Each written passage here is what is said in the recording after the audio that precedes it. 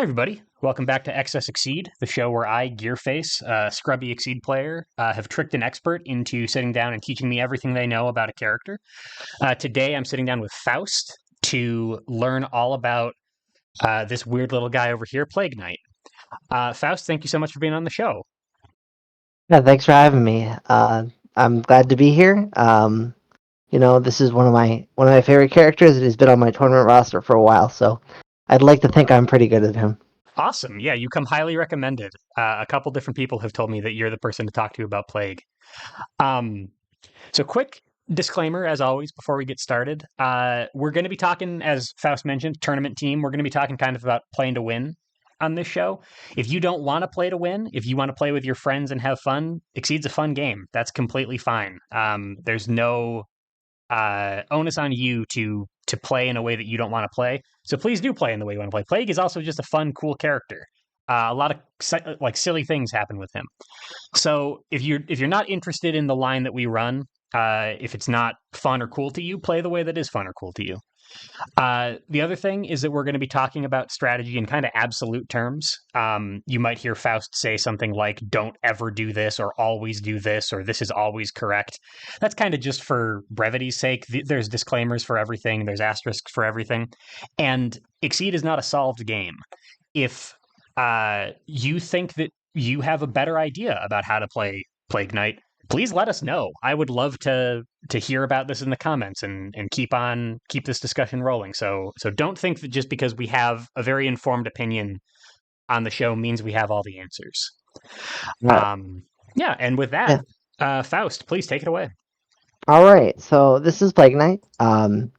He's got a lot of explosive potential, pun intended. Yes. But in general, his cards are just kind of good. His ability is after setting cards for a strike, you may discard a card at random from your hand, which you'll soon learn that that's not really random, but we'll get to that. Add all before hit and after triggers on the discarded card to your attack. So a good example, and I'm just going to take this real quick. Get a grasp. So everybody knows grasp. Hit, push, or pull, 1 or 2. So if you discarded grasp to Plague Knight's ability, you would be able to add the hit, push, or pull 1 or 2 onto your attack. Okay, that makes sense. Uh, his So, exceed mode is. Oh, go ahead. I'm immediately thinking about what you just said about we're going to get into the fact that this isn't really quite as random as we think it is.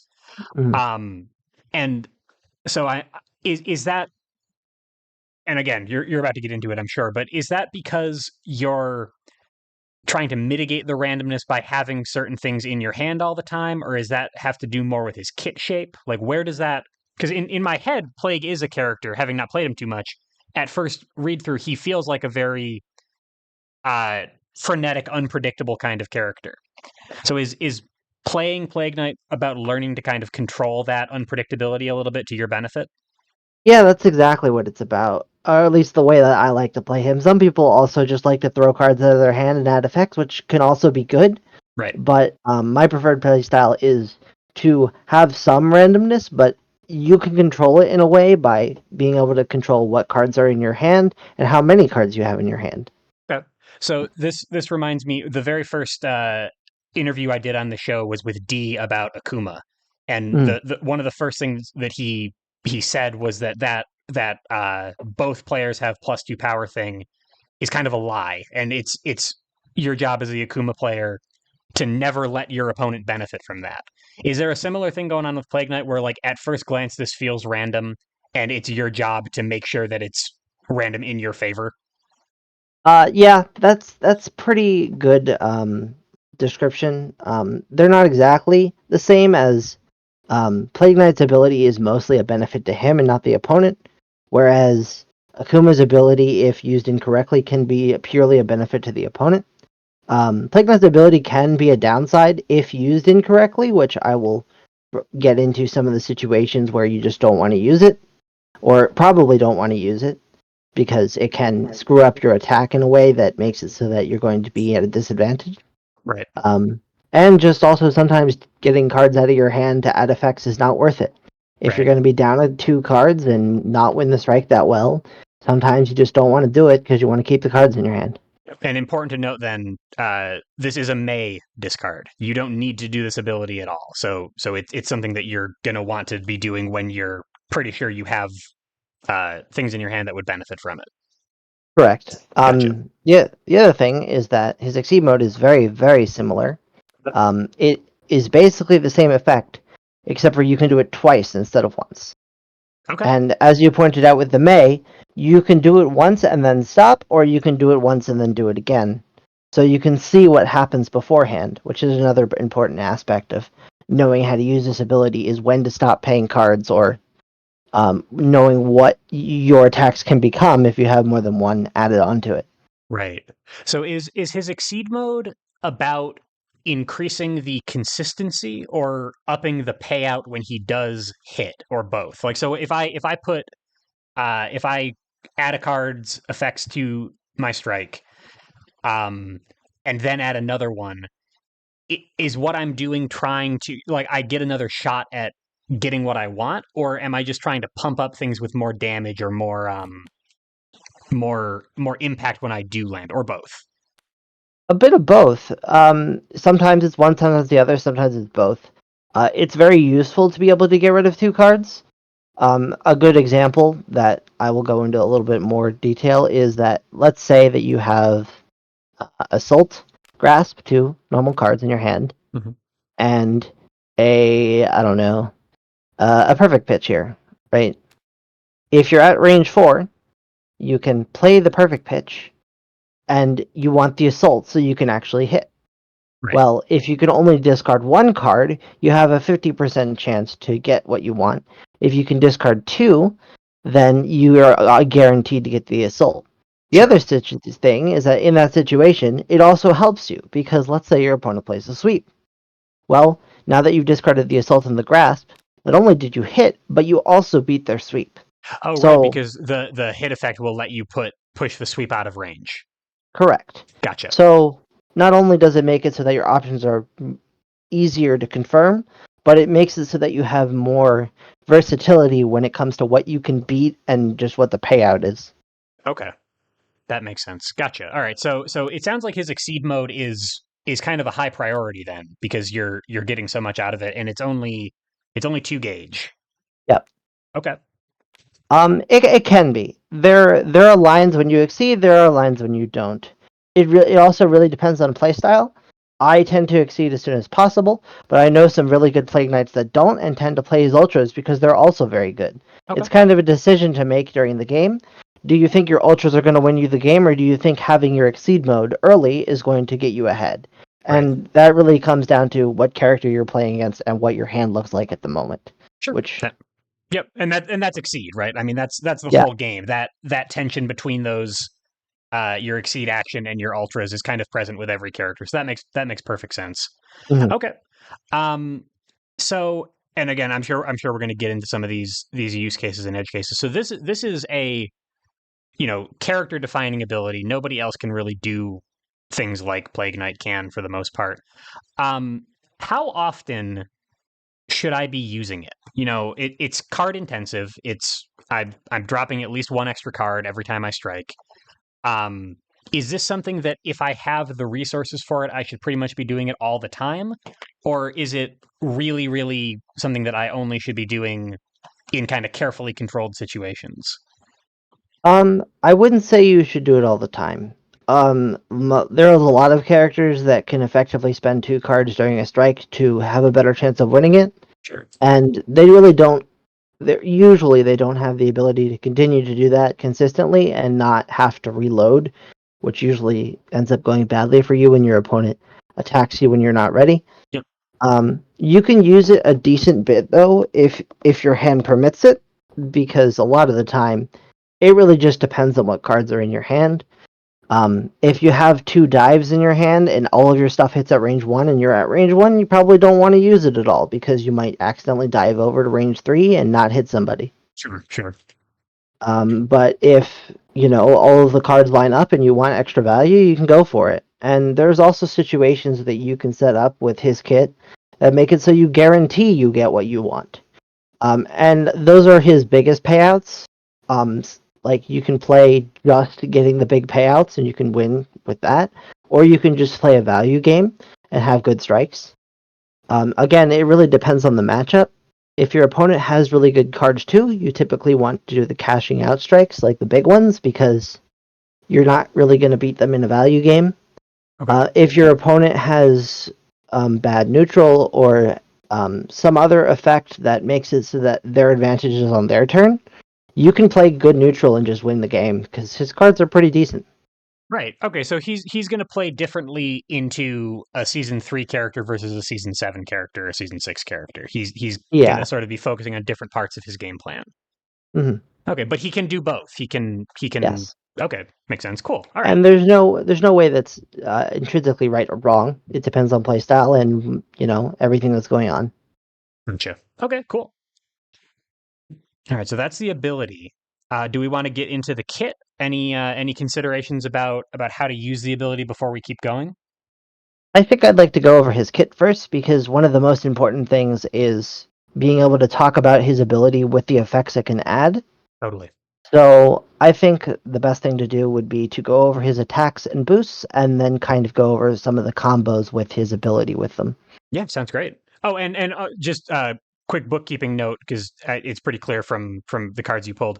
This works with any card. It's not his specials. It's not his ultras. It's normals to anything that he's got. He can combo into both as a payout and as a boost. Correct, or as a pump.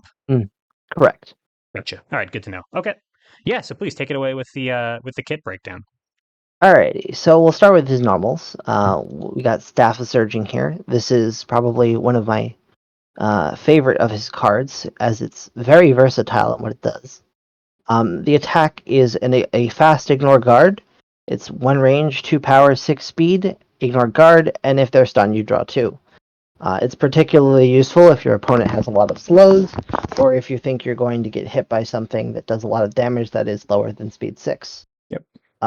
The other thing to consider, like most fast ignore guards, is that if you do lose, usually it's to a card that has a lot of armor, which can be bad, or a card that's faster than you. And most cards that are faster than you don't do a lot of damage, so it's not all that risky to play it in general.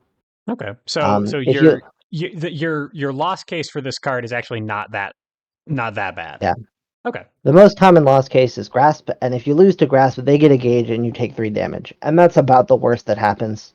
Right. Sometimes this also loses to Focus, which is the worst case. However, you get a gauge off of it as well, and if you get a gauge off of it, it's also just kind of okay because having gauge is important for Plague Knight for his Exceed mode, his ultras, and being able to pay cards, which I'll get to later with one of his boosts.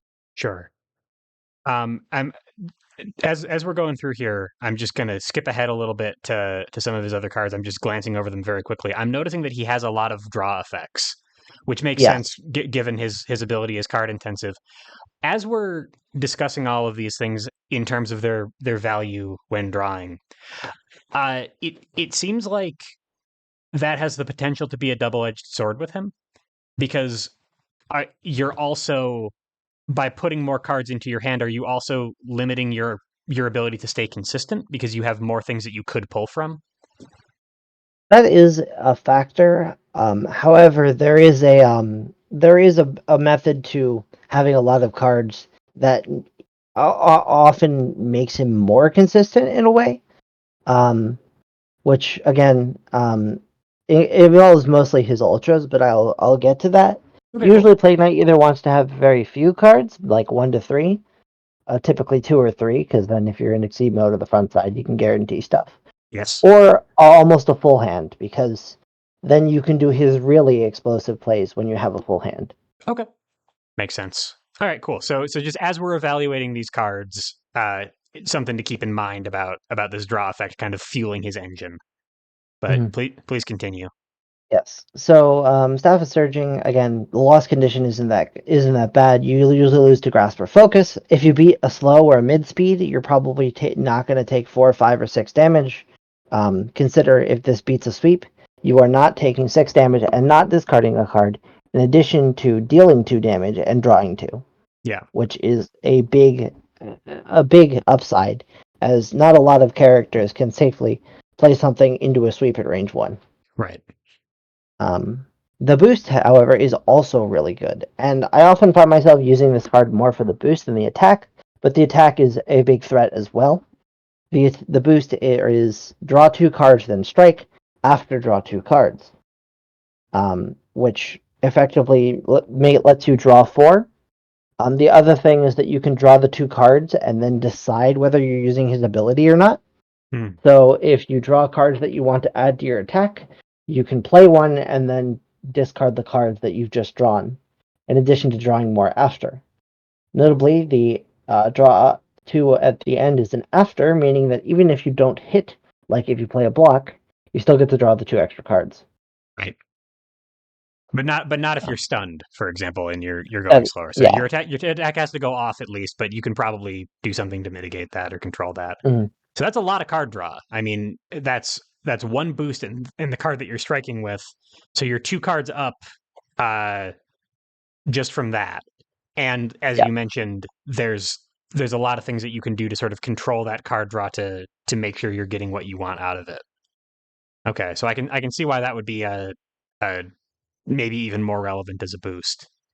The other thing that is notable is that it is an after effect, meaning that you can stack it in with other after effects or with triple doses effect, which I suppose we'll get to eventually. Sure, but Meaning that that's a good note, though. I'm sorry to interrupt. yeah, The trigger effect stacking is something that I discussed with Reggie when we were talking about Mole Knight.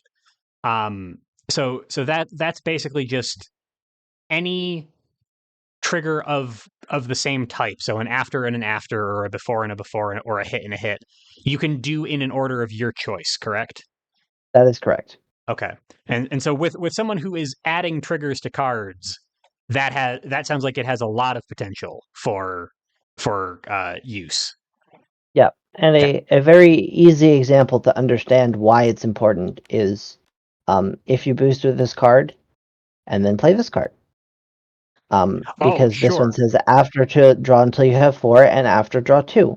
So if you do your after draw until you have 4 cards first, you'll draw up to 4 cards and then draw 2 cards after to go up to 6. Right. Where if you did them in the reverse order, you would only end up with 4 cards anyway.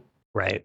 And this also could be used for sort of fixing your positioning when if you have 2 before movement effects, for example, uh a close and an advance that doing it in a way that makes sure that you hit or things like that. Is Yep. that correct? Okay. Yeah. Gotcha. Cool. Okay. All right, but that's Staff Surging. It's a very good card. Could you believe that when this card was first designed, it actually had 3 power, and it's Oh, still really good with 2. so beats focus in the dev version. Yeah. That's very scary. Okay.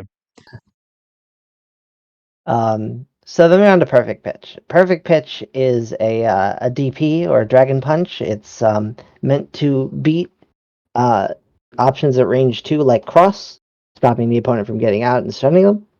As this is speed 7 at range 2, which is 1 above curve. Mhm. If you guys are all familiar with the speed curve. It doesn't do a lot of damage, and its hit effect is good. So it's usually just a confirm. Often, if you're at range 2 and your opponent attacks you, can defend with this, and you're going to be pretty sure you can hit them. And it draws you a card, replacing itself, and makes them discard a card. It's also quite good when you add other effects onto it, as mentioned with the Assault Grasp earlier. Right. The boost is Advance or Retreat 3. That's just useful. Plague Knight likes his positioning a lot. He either likes to usually be right up in your face or pretty far away from you, so this card does both of those things when you need to use it to move. Right. And generally, when you're using a boost for a movement effect, you're hoping to move the full distance anyway. So the fact that this doesn't say advance or retreat up to 3 uh, is not that big a deal. Like you would generally want to be sort of doing big bulk movement for force Mm-hmm. efficiency reasons anyway. Correct? Yeah, it can be a downside often when you're at range 2, because Mm. usually you want to be at range 4 or 1, and if you're at range 2, this doesn't put you at either of those locations. Right. Gotcha. Okay. And good to know about about 4 or 1. So as we're going through these cards, I will sort of keep in mind where he wants to be. The other thing is that if you're at range 2, you can just play the card anyway, which is Right, in my exactly. Right. yeah. So it's useful in pretty much any situation for the most part, and it's just a good hit effect to add. Even if you're just going to hit them with like a grasp, replacing this card and making your opponent discard a card is a decent effect. Right. And it doesn't there's nothing on this card for either of these cards actually that would really screw up um a strike. Like you could Yeah. use this as fuel without depositioning yourself or blowing yourself up. Um Mhm. for both of these so far, which speaks to the consistency thing that Mhm. when I see Plague Knight's ability, what I'm thinking of is like, oh my god, I'm going to dive all over the place and I'm not going to know where I'm going. But both of the cards that we've talked about so far actually don't really move him that much or change the strike that much. Yeah, Also, quick question: Ignore guard is not a trigger, correct? that's correct. You don't get the ignore guard. Cool. Okay, good to know. Um, That would be crazy, yeah. but that's good to know. Yeah, that card would be a little too good if it gave ignore guard. You Yeah, could put that on to any fast attack and just beat most of what your opponent could do. and just win the strike, right? Yep. Okay, cool. All Right. right, so that's perfect So, pitch. yep. Then we got long pitch. We have lots of bombs, pitches, explosions, and all that kind of stuff. Of But course, of course. yeah, this is a force special, and I'll get to one of the reasons that this force special is a little better than it seems in a second. But it's a 3 to 5, 3 power, 5 speed, so it's above curve at 4 and 5. Although there's not really a curve at 5. Um, and it can do 5 damage, so 5 speed, 5 damage is pretty good. Although you have to spend 2 force, one for the cost to play it, and one for the cost to get the extra power. But that's often an upside because most of the time when you play this, you're either using it just to get free gauge or you're using it to filter out your hand because you can discard all the cards that you don't want to add to your attack and only keep the ones that you want to. Right. So the force cost is actually kind of an upside for this card. Yep. Gotcha. Okay. A That actually so you sort of preempted a question I was going to ask, or maybe answered a question that I was going to ask. That most of the time when we see a Rekka effect like this, one where you're spending force for power on hit, you would only really spend if you're trying to break a specific guard threshold or something like that. Like you spend up to or past what your opponent is playing. Otherwise, you don't spend at all. It sounds though like what you're saying is that Plague Knight is pretty comfortable in a lot of situations to just pay the amount to get some extra damage while also getting something else he wants, which is a controllable hand. Yep. Okay. One of my favorite openers of Plague Knight involves this card, and Assault. You have 5 cards in your hand. You play Long Pitch. Right. You discard your other 2 cards, so now you have just Perfect Pitch and Assault in your hand. And then if your opponent attacks you at range 4, you can play the Perfect Pitch and add the Assault. If your opponent doesn't attack you, you can play the Perfect Pitch and add the Assault. And now you have a Speed 7, Damage 3 that draws a card and discards a card and gives you advantage. It it just occurred to me from you saying that I was not considering that Plague Knight can do this on defense. Yep. Oh, okay. So all the stuff you were saying about Perfect Pitch being used as a great defensive card because it's above curve, that's not an either or. You can be above curve and also do all sorts of fun shenanigans on your opponent's turn. Oh, absolutely. It's a Okay, little harder, but you can do it. gotcha. Okay, so that actually changes my perception of this character quite a bit. So that's really really good to know. So again, your uh your combo for an opener is um get everything out of your hand with this except for these 2 cards. And then kind of no matter where you are, probably you can play these cards and on offense or defense and still get everything you want out of them. Pretty much. There's Gotcha. very few attacks in the game that would stop you from doing that. There's like Thunder Stomp on Enkidu or I don't know, some other speed 7 at range 4, but that's basically it. Yeah, there's not that much. I mean, even when we're talking about like the really really fast dives, they're not hitting speed 7. Exactly. Yeah, I mean, like Dan Q on Dan is the fastest fast dive I know about, and that's 6. So Yep. that's a lot. Okay, that's good to know. And it draws you a card and gives you advantage. So you're not empty. You have one card left, which means that you're all good to go. And then at that point, you also have 2 gauge, so you can immediately exceed. Have 2 cards in your hand, and if those 2 cards also match up, you have a nasty attack to throw back at them again. Right. And you're just good to go.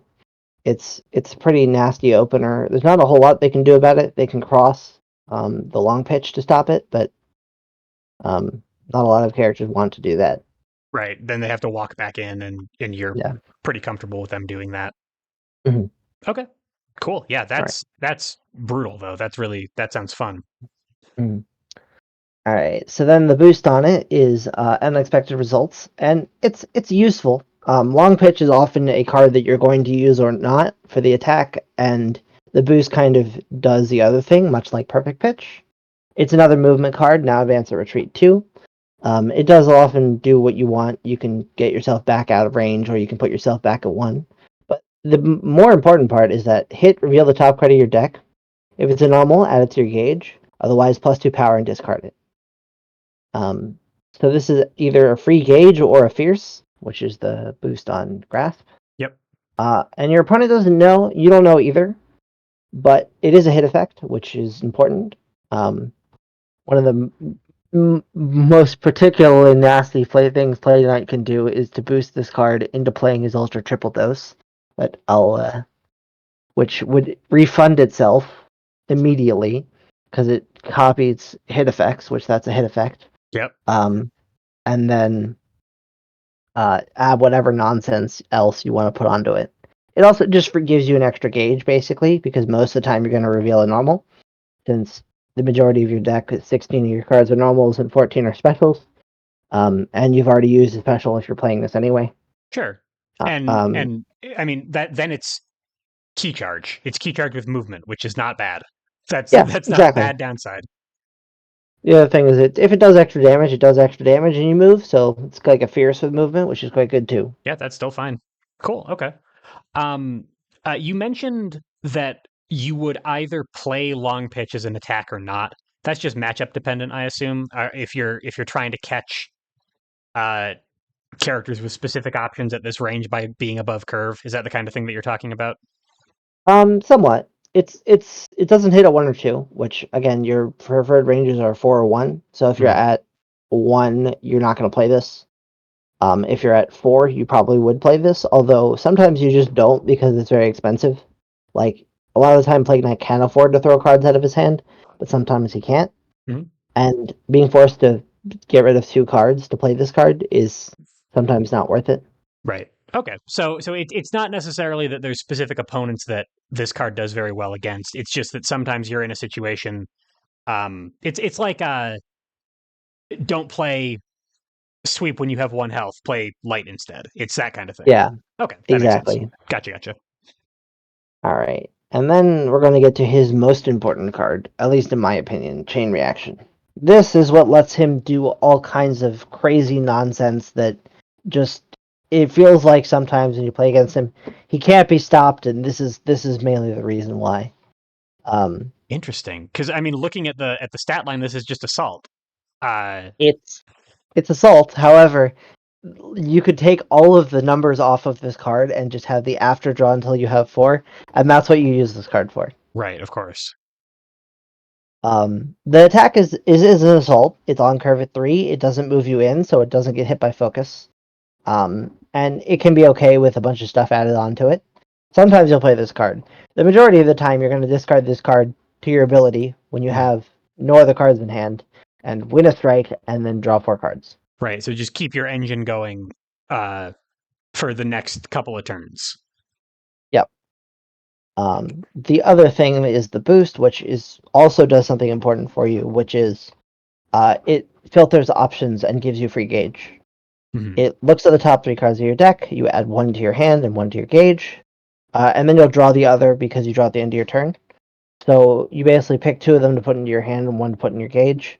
You can put the card in your gauge that you don't want to use. Usually it's going to be Spike, or some other card that's not particularly useful. As Spike for Plague Knight is actually really, really bad because it doesn't have any effects on it. Right. Um, And you also have, if you're doing it for the ignore guard, you have Staff of Surging at least. mhm. Okay. The spike can be useful sometimes, but a lot of the time your spike is going to be used as force or to pay for something or put in your gauge with this. So Right. you get one free gauge, which can pay for ultras or exceed mode, and you get to take two cards of your choice and put them in your hand. So if you see that assault and grasp, and the other card in your hand is perfect pitch, you can set that up and then put the other one in your gauge and do some nonsense. Usually you're going to boost this at the start of the game. A lot of the time, once the game has gotten to the point where you either exceeded or started going, you're not really going to use this boost anymore. Okay. Sometimes you will, but a lot of the time this is going to be a card you discard, or you can use it as your attack and discard other things to get the after draw until you have 4 anyway. Right. Because I mean, it's not it's not super trivial to hit an on curve option into some characters, but most of the time you're going to hit with this card. Yeah, It might not win combat, but if what you're looking for is the after effect, and you have a handful of things that are harder to hit with than this, then it's not inconsistent. the other thing is that it's an after effect and not a hit effect. Oh, So of let's say you course. play this at Yeah. 3 and your opponent crosses out, you're still going to draw your cards. Good point. All right. Yeah. Good to know. Good to know. All right. So to hear you talk about it, this feels is this so important to his kit that my opponent should be parrying this? Um, it's hard to say. A lot of the time, you can stop him from being able to take 2 really good turns in a row by parrying this. But the problem is there's another card in his kit that you usually want to parry instead. Hmm. Also, if you're playing Season 6, you don't have parry, which Plague Knight Very does true. very, very well into Season 6 because they don't have parry, they don't have light, they don't have defend, which are a lot of the ways to stop him. So he just has a very favorable matchup when they don't have any of those tools. Right. That's good to know. All right. Yeah. So incredibly important card. Use it for the after effect. Get damage out of it if you can. Yep. Staple it onto things. Use it itself. Very versatile Mm, sounding. Good boost as yep. well. Cool. Okay. Oh, and sorry, I'm sorry to interrupt myself, but the thing about bait bomb being used more in the early game and less in the late game when things are progressing.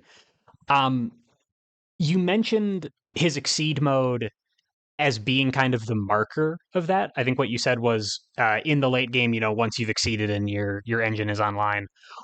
Around when in the game should you expect to be exceeding his Plague Knight? You mentioned that you like to do it very early, but um, typically are you looking at that as like your absolute first consideration? Just get 2 gauge and flip.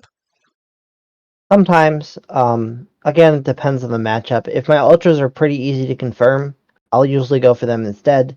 But if you're considering exceeding with Plague Knight, I would recommend that you exceed early or don't exceed at all. Hmm. Taking a turn off and paying 2 gauge is not the end of the world, but it does give your opponent time to stop any of the shenanigans you're doing, as well as you're paying your resources that you could have used to pay ultras or use the boost on your ultras or the force costs on stuff. Right. And So typically ultras tend to get a little bit more valuable into the end of the game when options are down, right? So yeah, if you're thinking about exceeding in the mid game, you're just about to get to the part where your ultras are about to become really really dangerous. So mhm, okay, that makes sense. So make the decision early based on your hand and your position in the matchup then. yeah. You can exceed later in the game. You just get less value out of it because again, the value of your exceed is consistency. And if you exceed at the end of the game, you're not going to get all the payout out of that consistency than if you would if you exceeded on turn one or Totally. two. Which, Totally. Nope, yeah. that makes perfect sense. Gotcha. All All right. right. So then, giant bomb. This is a very nice card. It's not fantastic, but it's very nice just because having an extra sweep in your deck is good. This is basically what this is. You don't get the discard, but you get the after advance or retreat 1. Hmm. So it's a very safe option if you just don't have anything else to play. It also is one of the cards that you can use to set up big payouts once you have a good setup. But on its own, it's just pretty solid. It's just kind of sweepy. It's Yeah, and about it. sweep is a good card. It also lets you reset if somehow your opponent dodges you or whatever, because it gets the after advance or retreat 1. Um, and that effect also can just be added onto something. If you add after advance or retreat 1 onto a graph, you can beat sweep, Yep. which is very nice. And some of your other options just get a little better. But a lot of the time, the after advance or retreat 1 is not particularly too useful with his shapes. It can be. It's just very situational. Usually, it's if your opponent has a guarded attack, which, other than sweep and focus, you'd be able to see it on the reference card, so it's a little matchup dependent. Right. And most of these considerations in terms of dodging would be specifically if you were stapling this onto a different card, correct? It's not like Yeah, you're unlikely to dodge something when your card is speed 2. yeah. The best case scenario is you play this at 2 and dodge a focus, or you play this at 3 and dodge a sweep. Okay, that makes sense. And and otherwise though, you have some things that can futz with your positioning in some fun ways on other Yeah, cards. Um I mean, having looked through these, that I think like my fear about Plague Knight was that sort of uncontrollable, unpredictable inconsistency. And my reference point for that was, oh, I'm sure he has a lot of before movement effects. What I've learned is that he has none.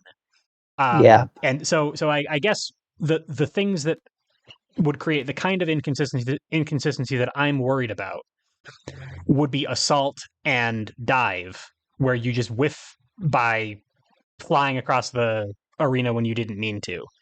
It's none yeah. of his cards. I'm just gonna grab the normals as well because I will reference them, and then we can take a look at them. Sure, definitely. Yeah. As you said, dive and assault are the big ones for messing up your position.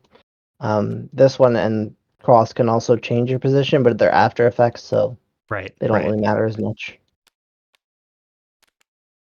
All right, so then let's get to the boost on Giant Bomb, which is hit, copy the effect of your attacks. This effect cannot be copied, mainly so that you can't copy itself infinitely, which Right. would happen with triple dose sometimes, but it's just that way on purpose. It's decent. It can be very good. Um, it's it's very good when you combine it with triple dose and something else. It's also decent on like long pitch and perfect pitch. But other than that, there's not a lot of hit effects that are generally worth losing a sweep like for. Mm-hmm. Making your opponent discard an extra card is okay. The before advance 3 on dives can also be kind of neat because you end up in the same spot sometimes, or just like go all the way across the board. Or that's a before effect. Never mind. Um, I was thinking of assault. And then grasp is hit, push or pull 1 or 2. So if you want, you can throw your opponent 4, I guess, Right. which could be useful. Yeah, if you're already at 1 and you want to be at 4, well, I mean, you don't have to You could move. do that. You can move Yeah. your opponent. Okay, cool. Yeah. There's a really nasty setup you can do that involves this card and some other things, which is kind of the pipe dream scenario, but I suppose I'll go over it when we get to that point. Sure. Then we have his ultras. So these are very strong cards. The attacks are pretty good on their own, but the boost is generally what lets Plague Knight do pretty crazy stuff with pinpoint accuracy, I suppose, is the best way to put it. Okay. I'll go over both of the attacks and then get to the boost together because they kind of serve the same purpose. Okay. So triple dose is usually the card you use to cash out if you're going to go for an ultra. It's another sweep like, but it does 5 and it's speed 1. So it's a little worse than a sweep, but its effect itself is pretty damn crazy. Your before hit and after effects resolve 2 additional times and after draw a card. So it itself draws 3 because its after effect goes off 3 times. Right. But if you staple anything else onto it, it'll happen 3 times. Right. So So if I'm looking at some of the possibilities here. So draw a card, draw a card, draw a card, and then the opponent discards 3 cards at yeah, random. Uh, if they're stunned by it, draw 6, draw 9. I guess it's just like yeah, you can okay, also use it with the after effect on the boost here. Boost with this, discard something and play this, and you have after draw 9 because it's draw 2 from this and draw 3 from this. In right. whatever you throw on it. Okay, so big hand reload possibilities there, but also like here's +6 power.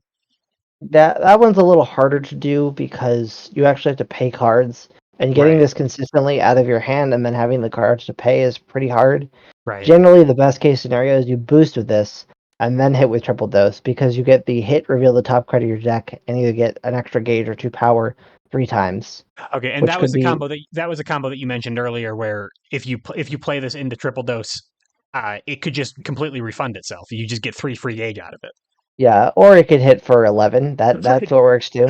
Oh man, that's such a downside. Like man, I was hoping to Yeah, get 3 gauge and get a free ultra. Instead, uh I only hit for 11. yeah, I know, right? Yeah. Okay, so Uh, that's ridiculous. it's very good. It also allows you to hit your opponent from all the way across the board with assault. If you throw assault on this, it can hit from range 8. Yeah, And then it gives you advantage 3 times, so it doesn't do anything, but you can tell your opponent you got advantage 3 times, and that's fun. yeah, that's definitely awesome. So if they and unfortunately, this is an ultra, and exceeding is kind of competing for the same resource. Uh, If you put 2 cards on this, they everything happens. yeah. They so that's ludicrous. But over the course of a game, getting 5 gauge sounds maybe on other characters difficult. On Plague Knight, maybe prohibitive. Or is this possible to exceed and then pay out with this card? It's pretty possible. It really depends on how you want to do your resource management. If you just want to go crazy and throw cards at your opponent, you'll probably never get to 5 gauge. Right. If you want to wait and cash out with some crazy damaging like game-winning strike, you can do it. Like boosting this twice is 2 gauge. Just hitting with cards is gauge. Like you can confirm with 2 blocks, that's 4 gauge, and then I don't know, perfect pitch. And those are all pretty damn safe and get you the gauge you need. Okay, so it's not impossible. Uh, it sounds from sort of the way that you're talking about it that he might actually just have better uses for his time than a ridiculous payout in 1 card. Yeah, I mean, it's also just fun. And it's not Yes. like it's bad either. You can do it in a game and be playing optimally, and it's sometimes the right move. Right. Right. Um, so it really depends on how often you can actually win a strike against somebody.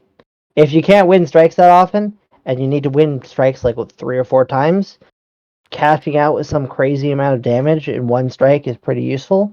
Yeah. If you can win strikes pretty consistently, risking losing one strike to miss out on damage is a bigger risk.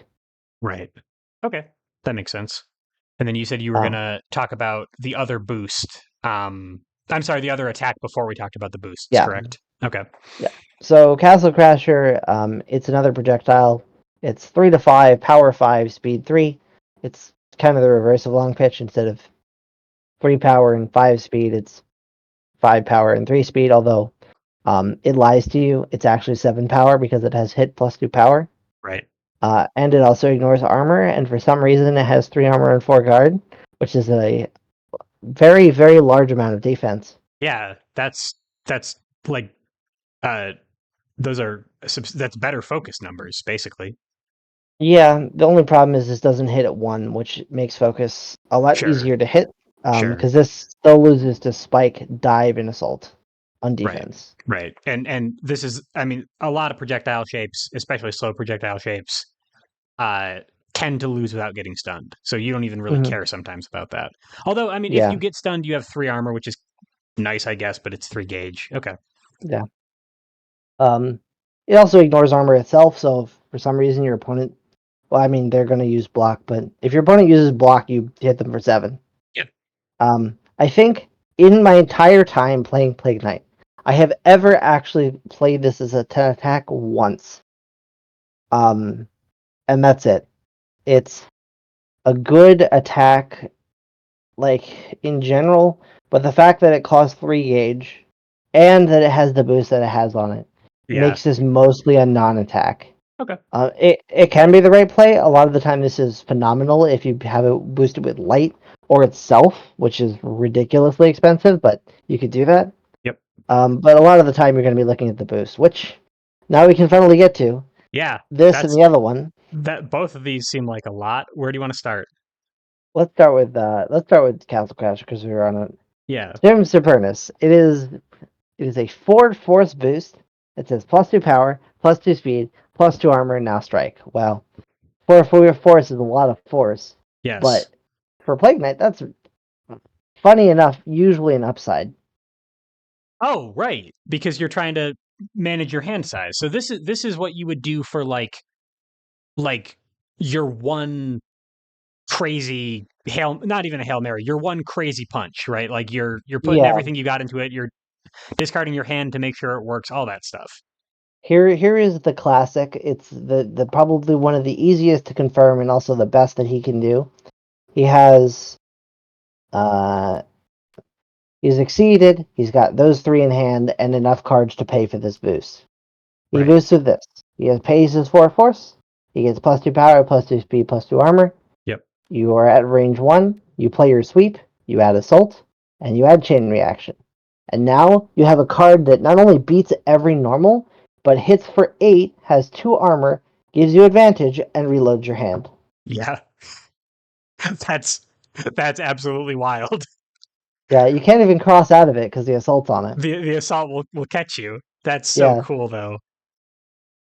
yeah, Okay, it'll so break anything slower than it, and it will definitely beat anything faster than it. yeah, that's absolutely wild. So you're basically your your force cost on this boost is likely to come mostly from your hand because Yeah, you what you're trying to do is limit down the number of options in your hand. But really it's just you pay it so that what you're left with is the stuff that you're sure you want. that's exactly right. I gotcha. And the fact that it gives 2 power, 2 speed, and 2 armor makes the next attack you play pretty much unbeatable as well. Right. There are situations where you can lose, but it's very unlikely. And a lot of the time you can see them coming because you know what your opponent can do. Sure. The only thing that beats what I mentioned in normals is if your opponent decides to EX dive you at 1 on defense, which is a very risky move considering all the other things in this kit. That's a pretty harsh call out. Yeah. But yeah, so that's like one of his crazy payouts, and that's also often why you don't actually play this as an attack because the boost is just so good. Sure. Um, as with this boost, the one on triple dose is pretty similar. You pay a bunch of cards and then you get some stats. It's only power on triple dose for Berserker's Brew. Spend up to 3 force, then strike, +1 power per force spent this way. So you don't get the speed or armor, which can be a downside. But you also don't have to pay 4 if you don't have 4, or you could pay less if you need to. Right. It's not quite as much, so you don't need a full hand to use it, but it's not as good. It still lets you set up some pretty nasty stuff. You can still do the sweep, assault, chain reaction thing with this. It's just that now you're going to lose to dive or ignore guards. But it's still pretty damn crazy. Yeah. And I mean the combo that you're describing is ultra caliber or more on its own. So if you can use the boost to do ultra damage, I mean that's not Yeah, actually a trade off. Um, yeah. okay, so that's kind of the is that is something with these the win condition for the exceeding line. You Typically, exceed and then you blow them up in one strike or two strikes with this insane payout. Yeah, that's typically it. The other thing is like as I said, chain reaction is the key of this. It lets you draw four. So if you use your entire hand to do that, and you draw back up to four, you can do it again on the next turn if you're lucky enough on your draw.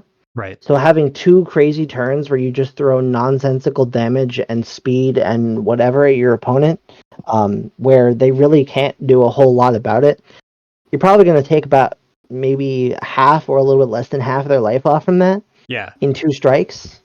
Yeah. I mean, Uh, that's backbreaking. That's a game ender. I mean, what that means is that your opponent's late game can start at 15 life instead of like 6. Like you can accelerate into late game really really quickly. yeah. Okay. Um, so yeah, that's kind of his cards and some of his tips and stuff. So I guess where do you want to go to next? I can give you some of his setups. I can give you some advice when playing him. I can give you some advice playing against him. What do you want to do next? I feel like at the moment you're like an arms dealer in a movie and you've opened up a briefcase full of really scary tools and you're asking me to like pick my weapon. I want to hear about some of the crazy stuff he can do. Maybe some of his setups is the next thing we talk about, and then I'd also like to hear a little bit about obviously the tips to play him, but some of his economy considerations too, because of how card hungry he is and things like that. All right. So I think the if we're going to go into all that, the best thing to mention is how useful are your normal cards? Because Plague Knight's normals are a little bit more useful in general than most other characters because they have a secondary effect on his kit. You can add their effects. Right. So the normals that really are not as useful to you are Spike because it doesn't add anything at all. A lot of the time, this is going to be used as force or just not really anything else. You can use it with a Castle Crasher if you want, and now it's speed 5, damage 7, which is pretty damn good, but it doesn't have any effects on it. Right. Block is also generally not that great. If you throw a block with his ability, your attack goes to your gauge even if you don't hit, as long as you're not stunned, which I guess could be useful, but generally you want to use block for block.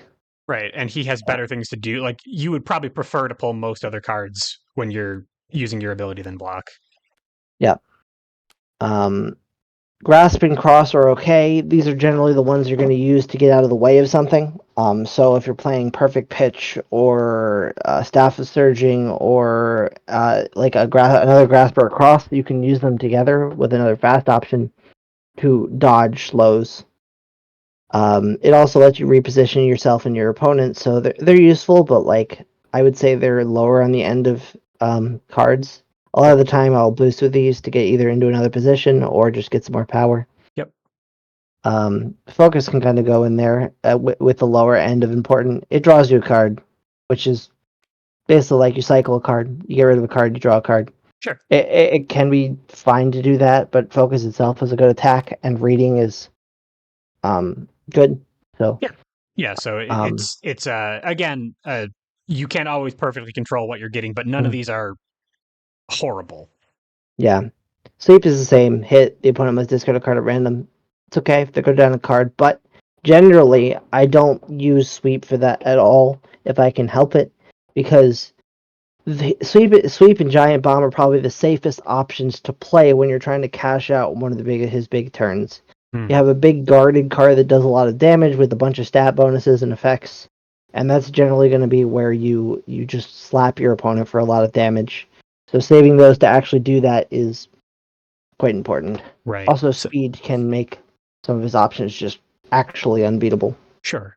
So when you were talking about Serum Supernus and that crazy combo Mhm. with sweep and assault and chain reaction, giant bomb works just as well as sweep. Yeah, you Okay. get to move one instead of discarding a card from their hand, and that's perfectly fine. Okay. Like you're But still doing 8 damage with 2 armor and drawing cards and stuff. sure. But the only reason I ask, like, it's not that sweep is necessarily better or worse than giant bomb, but it mitigates the fact that like you don't have to like have Exodia in your hand. You don't have to have this absolutely perfect uh array of cards to get value out of this. You can sort of uh use a substitute as needed and still get largely the same effect. Yeah. Okay. And then assault and dive are your most important. These are the cards that will actually reposition you when you're trying to move. I generally find assault to be more useful, but dive also is quite important too. Um, dive is below curve at 3, which is where it has the biggest payout for its effect of move over the opponent. They can't hit you, Right. which is the balancing point for dive. If this dive was just on curve, you would always play it, right? Like it Yeah. would just win. Yeah. But you can add dive to any of your cards that are either on or above curve, and now it's pretty crazy. It'll It it dodge most things. it never occurred to me before that dives, if you moved past the opponent, their attacks do not hit you, is a before effect. I Mhm. always consider that to be just a property of the card, and the before is advanced 3. But Uh, yeah, when you staple this onto something else, all of a sudden, a faster thing, all of a sudden, your loss case is that you both whiff each other, but yep. your win case is that you do damage that they can't do anything about. Hmm. Okay, so this is way better than I'm giving it credit for as a ingredient. Yeah. I mean, you can use this with grasp. You can use this with perfect pitch. You can use this with staff of surging. You can use it with chain reaction. You can use it with assault. You can use it with cross. Like all of those cards are really good. You play this at range 3. You're on curve, and they can't hit you back pretty much no matter what. Right.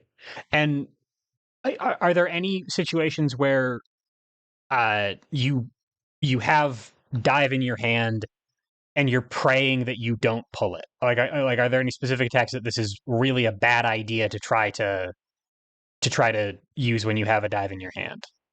The biggest offender is perfect pitch because it only hits at 2, meaning Yeah. that you have to be at 5 or 2 to hit with it. Also long pitch, you don't want to be at range 1, so like there's that. Okay. Um, a lot of the time you're really not gonna pull cards from your hand if you have a dive and you're gonna risk throwing yourself somewhere. Right. Just because you could completely whiff, be down 2 cards, be down one of your dives, and your opponent slaps you for a bunch. Sure. The other thing is that just as a get out of jail free card, you can play a grasp and discard a dive, and as long as they're not speed 7 and you go over them, they can't hit you. Right. You're just So you leaving. can, yeah. So you're at range 1, you play your grasp and add a dive, and they played their 10 damage ultra at speed 5. You just leave. Yeah. And I mean that could work even at range 3. The grasp doesn't even have to hit. Yeah. Yeah. Okay. Cool. That makes sense. And so Mm. and the situation that would require you to be safe playing that grasp is that dive is the only other card in your hand, or that anything else would also be useful. I'm still trying to get my Yeah. head around the consistency idea of Plague Knight, of how to make sure that you're getting what you want out of these crazy setups. So defending with grasp at 1 is not bad in general. Right. And it turns it into, okay, are the other effects that I add fine on grasp? And if I pull the dive, am I fine losing 2 cards to not take damage from the strike? Right. And usually when you're at that point where you're willing to do that, um, you know, discarding 2 cards to not take damage is fine. Like if you avoid a sweep, you're losing 2 cards, your opponent is losing 1, but you're not taking 3 extra damage because they'll do 6 and you'll do 3. Yeah. Um, so I generally try to keep a metric of every card in Plague Knight's hand is worth 2 damage, which is not always right, but it helps me keep my numbers straight. Okay. That's If and I'm that gonna take, that's a good kind of rule of thumb.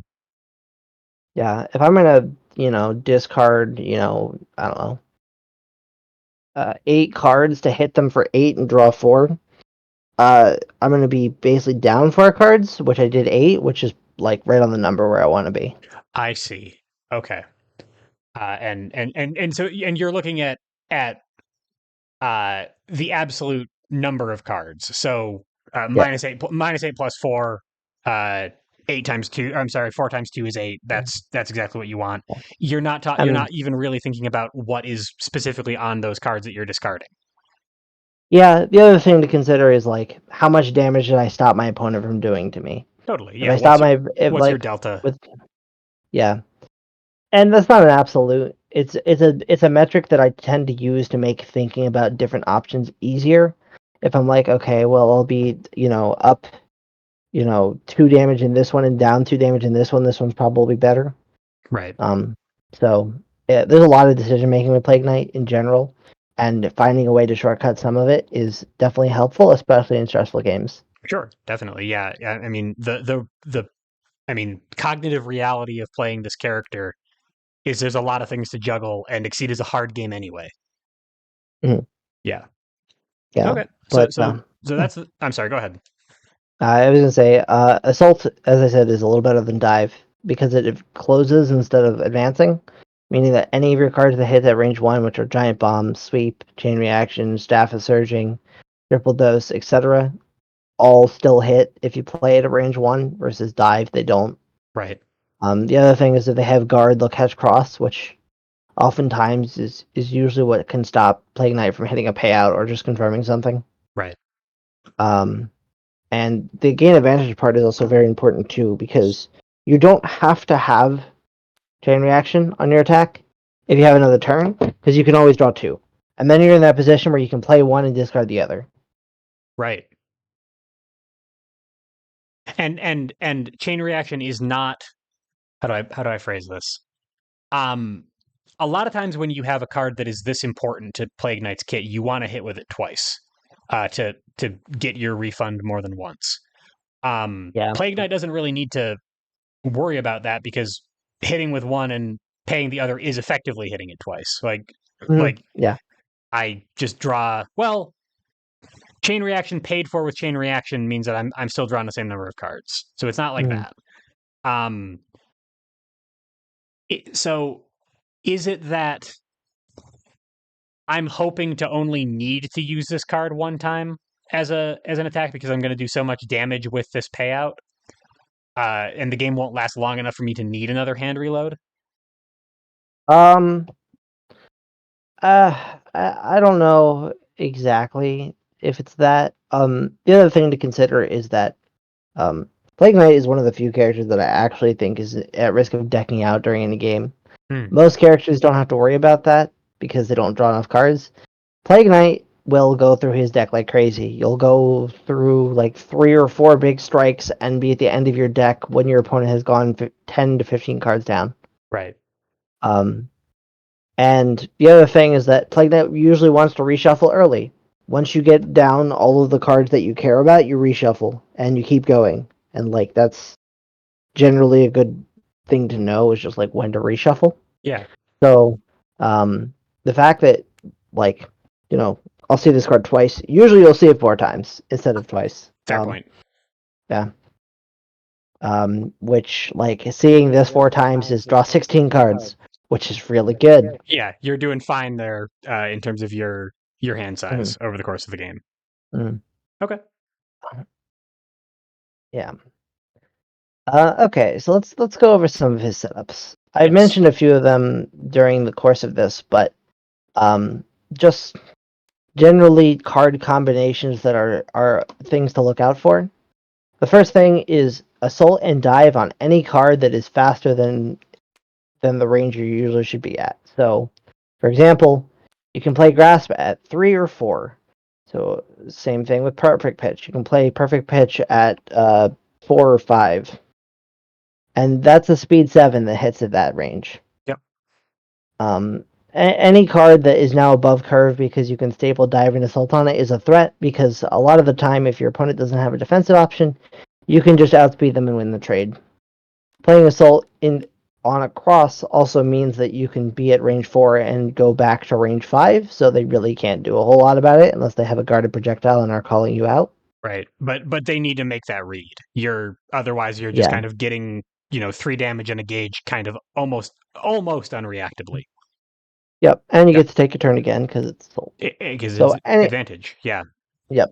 Any fast option with dive or assault is quite good to look out for. Another one is any slow option with dive or assault, really. Um, if you add dive onto sweep, it hits your opponent from range 1 to 7. Yeah, and you get to be kind of Mole Knighty about it. Yeah, You get to underspeed with focus or something like that. yeah, Cool. Okay. exactly. So And you have three focus slows. focus or you do it on defense. Mole Knight can't even do that. So your sweep Yeah, could dodge the opponent's sweep. Focus can dodge sweep. Giant bomb can dodge sweep. yeah, Okay, that's actually crazy.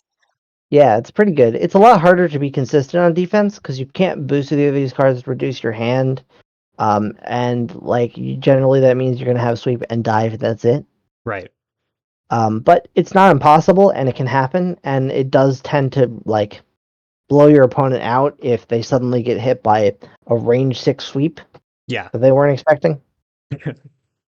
Um, yeah. The other thing is that the opponent sets their attack when you're there on offense versus when you're on defense. So if they set your card and then you play it and you discard it, they can't change their attack. Right. Whereas if you're They on can't and you know if it's an EX or something like that.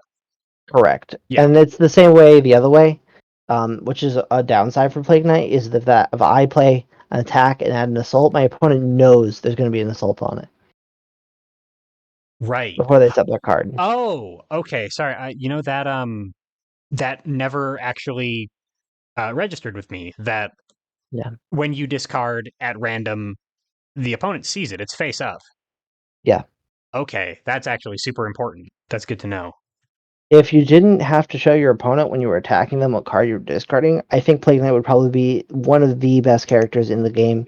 He's pretty Right. strong, but like I don't think he's the best. That would be He would crazy. be Yeah. pretty damn crazy because your opponent would have no idea what was about to hit them. Right. Forgive my loud revelation there. So you're saying that it's generally better to to not it's generally better to hit with the assault so that your opponent doesn't know that it's coming rather than discard it. No, I think it's fine to discard it. It makes your opponent a lot. I guess here's a good reference, right? If I discard an assault and I'm playing an attack at let's say range 3, Yeah. right? The options that I have are pretty much everything that hits at 1 in my kit and dive. Dive Yep. would work too. Yep. Um, so you have the mix up of sweep, grasp, dive just with normals. Yeah. And there's really not anything your opponent can do that beats all three of these. Right. I suppose if they had a card that says you don't hit at range 1, they could do that. Right. But like a slow that moves in and gets advantage, a fast that moves in and gets advantage, or a card that dodges slows and gets advantage. Yeah. There's not really anything your opponent can do to beat all of those. So they have to really make a decision. And one of the big upsides of Plague Knight, which is both a little fortunate and unfortunate, is that he's particularly good against people that have a hard time processing information. Sure. Um, if you throw a lot of information at somebody, you boost with Castle Crasher, you add Assault and Chain Reaction, and you throw down a card. They have to go through 3 or 4 steps to figure out what your attack actually does before even considering what card you set face down. Right. And the consequence of failure in that situation is to let me check my notes here is to take 1,000,000 damage. It's a high stakes time to get really tripped up by him.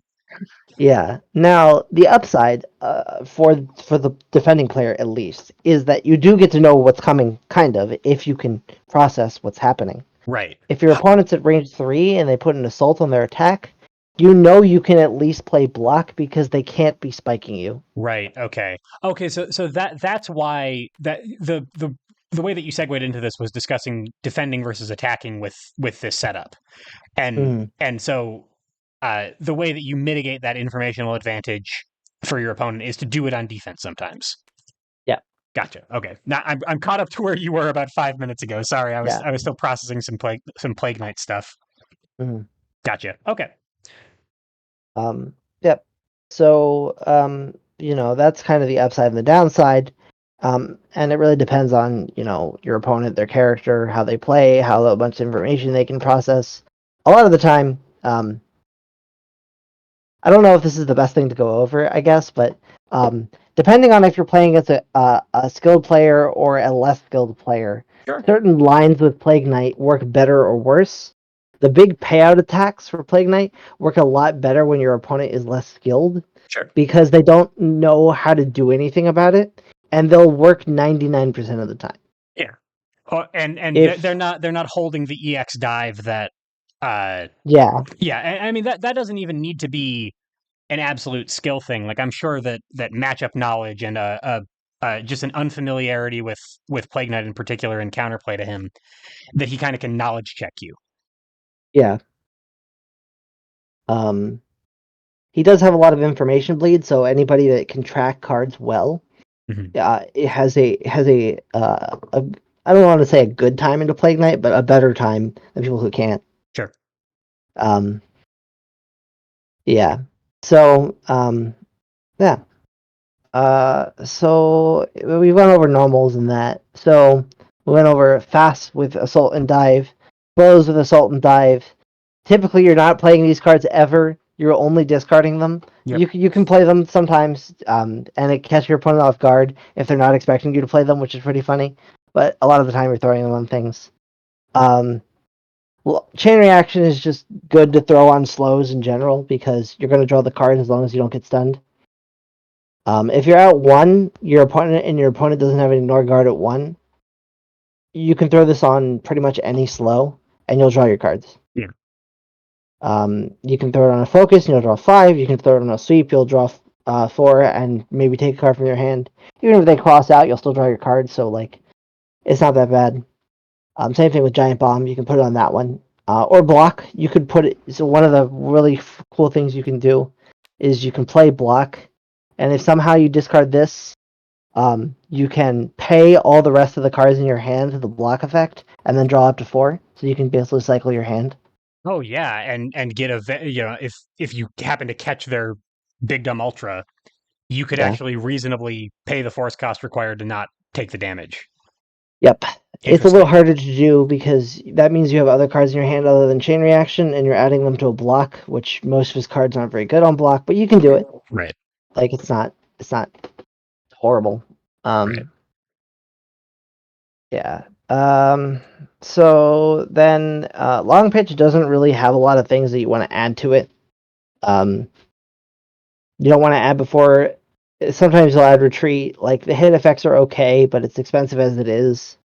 And you want to usually have a card to be able to pay the one force if you need to.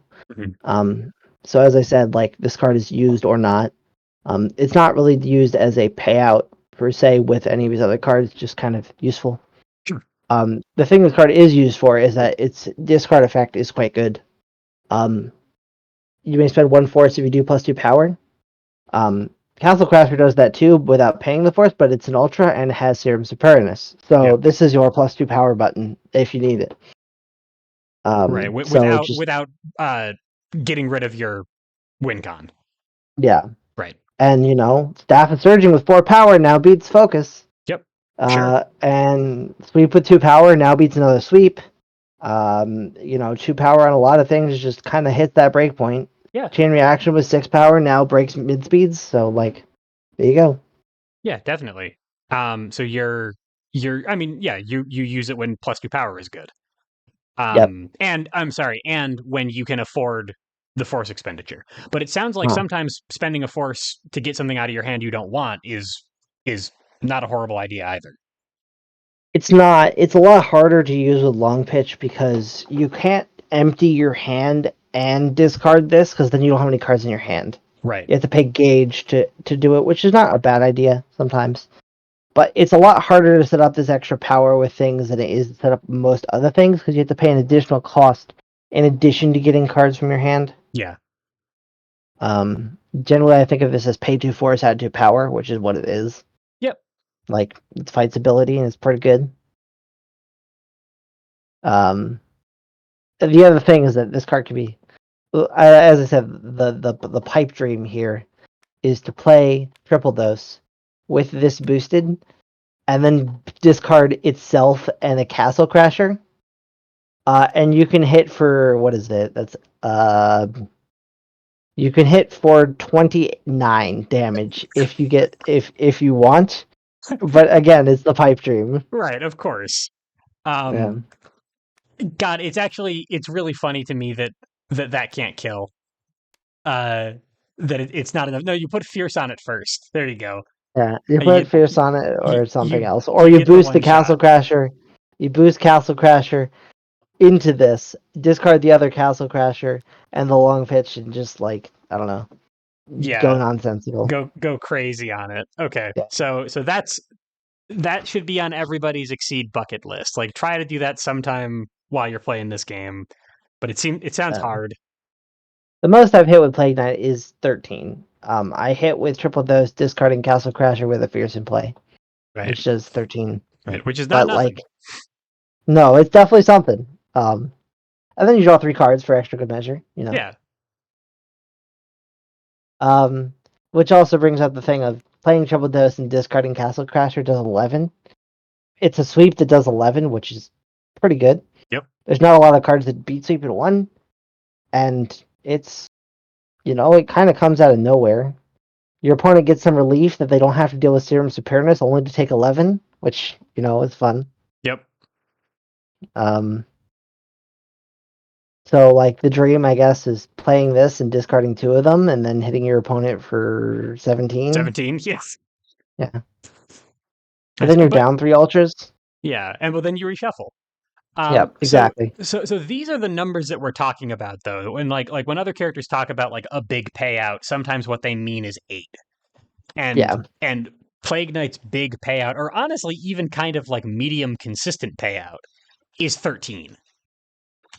Um, I'd say maybe. A lot of the time, his biggest consistent payout is 8. It's just boosting this into playing a sweep like, Right. Okay. and that's pretty safe. It does 8. Um, it's gonna beat pretty much everything. Right. Like the 13 is if you go for the ultra strat and don't use your serum supernus's and then manage to set it up. Right. Okay. Because So the other it's thing to actually I consider, forgot about the opportunity cost, right? yeah, Because you're taking the boost out of your hand by doing that too. the other thing to consider is it's kind of hard to do that because you're using one ultra and another ultra as an attack and a discard. You have to have another way to discard cards out of your hand to get that consistent, which means you're not using the ultras to discard cards. Right. Right. All right. So you need a Like low hand size 3 anyway. ultras to do Yeah. that. Yeah, Yeah. which is difficult, but if it comes up hit for 13, you're having fun. I was gonna say if you spend 3 ultras to hit for 13, I think I'm fine with that. Yeah. I feel like it's pretty tough to be sad about hitting for 13 in general. One of the other things that a lot of people forget Plague Knight can do is that triple dose and dive and assault makes him hit basically from anywhere on the board. Um, a bucket list of mine is to be at one end of the arena and my opponent at the other end of the arena. Play a triple dose, add an assault, and discard a castle crasher, and hit them for 11 from all the way across For the board. full board. Yeah, No, that sounds pretty fun. And I like to. I'm sorry, we're kind of getting off topic with the guide yeah, here, but this is like Plague Knight seems fun, and I want to sort of represent that. There's something very funny to me about that being separate trigger resolution. So it's not that he's going to here; it's that he's like hopping. He's doing yes. 2 at a time. That's to me, that's just very funny. I also think on like a non mechanic standpoint, a lot of the flavor for season 4 was very good. Yeah, I praised the people who were designing this stuff because like what is like have you played the Shovel Knight games? yeah, absolutely. I love Shovel Knight. What does Plague Knight do in his game? I Like mean, Plague. what is his mechanic? He's a crazy alchemist who flings himself across the arena. Yeah. Yeah. Well, Oh, oh no! he also Oh, mixes potions. you're talking about his when he's when you're playing as him Yeah. his the combine effect that he has. Yeah. Yeah, So he mixes potions to make new effects, which is effectively what this is. yeah, You're mixing a potion and creating a new effect, which is a very cool way of doing it. yeah, absolutely. No, he's definitely he's a cool character in Source, and he's represented in a really interesting way in Exceed. I feel like he's an easy pick for anybody who's interested in Plague Knight from Shovel Knight.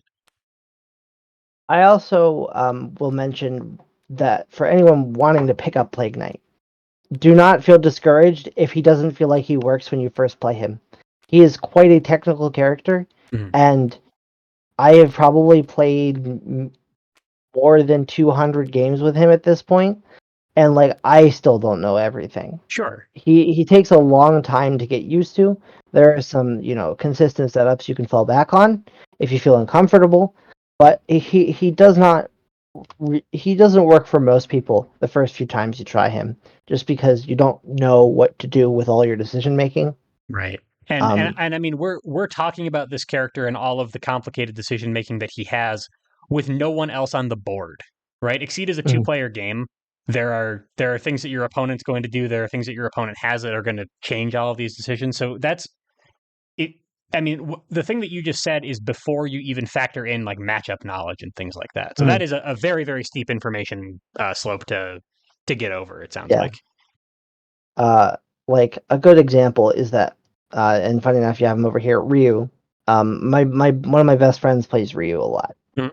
so I have to consider a lot of the things when I play against him that I can't do normally against other characters. Sure. So, for example, Ryu has a speed 6 projectile, meaning I can't play long pitch normally against Ryu because he's got a speed 6 projectile. I Sure. can't add assault onto chain reaction because he's got a speed 6 projectile.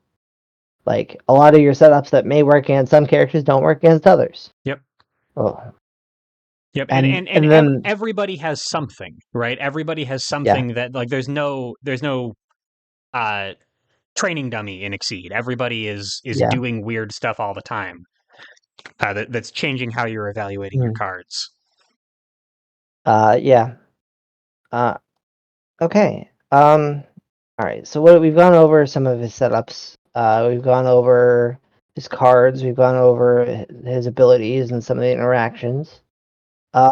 So you want to go over some of the things to watch out for as Plague Knight and some of the things to do when you're playing against Plague Knight? Yeah, so the way that I think of this part, if we're talking about like counterplay and stuff, is you've just described all the Plague Knight stuff, and my opponent knows about that stuff too, and is going to be working to diffuse it. And I want to know as the Plague Knight player how I can stop them from doing their counterplay. That's kind of how I think about this section of the guide. Like it's still Plague Knight centric, but it's taking into account what their opponent might be trying to beat me with. All right. So Plague Knight's biggest weaknesses, and then I'll go over how to kind of mitigate them. Sure. Are he does not do well against aggressive opponents. Um, like all of these crazy setups that throw out crazy numbers with nearly unbeatable attacks and just have defensive answers that seem nonsensical. You have to set up for them. You can't just magically have them in your hand. Sometimes it happens, but a lot of the time it won't. So if you are playing against an opponent that has a lot of aggression in their kit, usually characters that draw a lot of cards or don't mind wild swinging or just have good cards in general and have the ability to keep throwing them at you, Right. it's going to be hard for you to keep up with that. Um, and the best way to deal with that generally as Plague Knight is to play Exceed normally. Like all of this cool stuff that he can do is fantastic and it's really flashy. But his cards are generally okay, and just his boosts are not bad, and he can play Exceed normally too.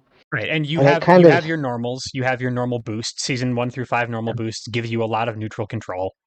Mhm. Okay. You have to accept that I'm not going to get, three giant 8 power attacks off in this game. I may get one, but I'm gonna have to play the rest of this game fair.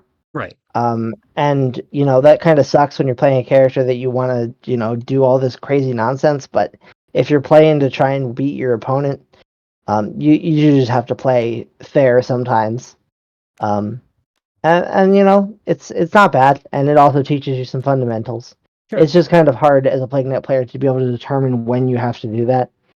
Um, like you're looking at your cards and you have almost the perfect setup, but you don't quite have it, and your opponent is continuously attacking you, and you just have to say, okay, I'm gonna let this go, and I'll just play my cards normally, and then maybe later I'll get this set up. Right. Yeah, and that's something that is I play, speaking of Ryu, I play at a much lower level than you do. I play some Ryu and have that trouble just like trying to hit with Metsu Shoryuken sometimes, right? Like even just a Mm-hmm. very simple example like that where like I find myself holding a card way longer than I should because I just can't I can't hit with it or something. Mm, So being fluid with your options is an important thing in Exceed in general, but it sounds like especially for Plague Knight. yeah.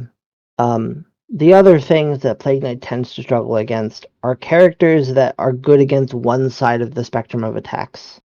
Mm. So that would be a character that is particularly good against fast, or a character that is particularly good against slows. So a character that's good against fast would have a lot of DPs or really fast cards themselves, or on the other end, a character with a million slows that want to punch you back. Right, who can Um, just out trade you all game. yeah, because while your attacks are pretty nonsensical, they do get beaten by things. Like if your opponent has an ignore guard, they can still stun your sweep that is coming at speed 4 and does 8 damage. Yep. Or if you have a speed 7 that hits at range 4, if your opponent has, a 1 to 4 sweep, they'll still hate you and still out trade up into you. Yep. So you have to be able to know what your opponent is going to be able to do to you on defense when you're actually getting your payout. Because if you spend all your cards and you trade evenly, that's not a good payout. You've spent all your cards and, life totals really haven't changed much other than going about evenly. And it is even worse if you lose the trade. Like, you've spent all your resources, you're out of cards, and your opponent got a gauge and you lost life. Yeah. You can lose entire games just from whiffing something big like that. Right. And so kind of measuring your own aggression to make sure that you're being consistent, but Yeah. also that you're playing for value and winning your trades. Mhm. Sounds like it would be even harder because you know all the crazy stuff you can do. And kind of knowing that that's in your kit and choosing not to do it sounds like there's a measure of self control to good Plague Knight play that that might be difficult to develop. Yeah. It's still hard to see the big 8 power sweep set up and not do it because I know my opponent has an option that beats me. Sure. Yeah, and it's very very possible in Exceed to uh, win combat, but spend too many resources winning that combat and then lose the war. Right, like you hit with Yeah. the ultra that depositioned you when you should have been exceeding or something like that. That can definitely happen. That's kind of a big mitigation that you have to be able to know with Plague Knight is okay, I can do this cool thing, but if I spend the next 3 turns trying to get back to neutral Right. and I take 10 damage for it, it's not really worth it. Right. So you have to consider your position afterwards. So that's why this card is so valuable because it can kind of truncate that time that you're spending rebuilding afterward. Yeah, Okay. Assault and Chain Reaction have the same role of I either get another turn or I get all my cards back before I have to deal with what you can do to me afterwards. Right, right, right. Um, as for things that you can do to stop Plague Knight, regardless of your kit, parry is important in both ways. Block is good when Plague Knight is trying to hit you for a lot of damage, Mhm. and a lot of the time he's not going to play Spike. You have it's an emergency button that you can pull if you just get in a situation where you can't stop him. Sure. You can also parry Chain Reaction or Castle Crasher. A lot of the time, it's better to parry Castle Crasher because it's a lot more valuable as the boost than this is. Because later in the game, at least, because this is the reload button, but this is the go button. Right, If right, you can stop reload for Leg Knight from reloading, but you can't stop Leg Knight from killing you. right. Yeah. And like you parry Castle Crasher and you feel a moral victory as you take 8 damage and die to the super sweep. But at least you Yeah, stopped him from reloading now that you're dead. I think the most uh, shut down I've ever been as Plague Knight was a game against Umina, where Umina on turn 1 used Hollow Space to put Castle Crasher in her Dreamlands, and I could not play or boost with the card for the entirety of the game, Yeah. and it was a slug. Yeah, I mean, like I have not experienced too much of season 2 in general, but I from by reputation, Umin is the kind of character who can who can disrupt a lot of game plans. And it sounds like part of your philosophy towards Plague Knight is if that kind of thing happens to you, you need to be able to pivot around it. You need to E- find payouts elsewhere and do what your opponent do with what you can when your opponent has stopped one component of your setup. Exactly, and the Plague Knight is pretty good at that. The only like barrier to that is the player able to do that? Sure. Yeah, and I mean we already talked about the information load, the complexity. I mean the stuff that you were Mm. saying about Plague Knight being particularly good into players who have difficulty parsing large amounts of information. That's also true of you, the player, the Plague Knight player. If you Yeah. are and even if you're really good at parsing a lot of information, are you good at parsing a lot of information in grand finals of a tournament when the pressure's on? When you know Yeah. your mental CPU is being taxed by stress, can you still play Plague Knight? So yeah, that's a kind of a strength and a weakness of his. It sounds like. Mhm. Yeah, as like a point of reference for those who have not played Plague Knight before. Um, the let's just grab some cards here.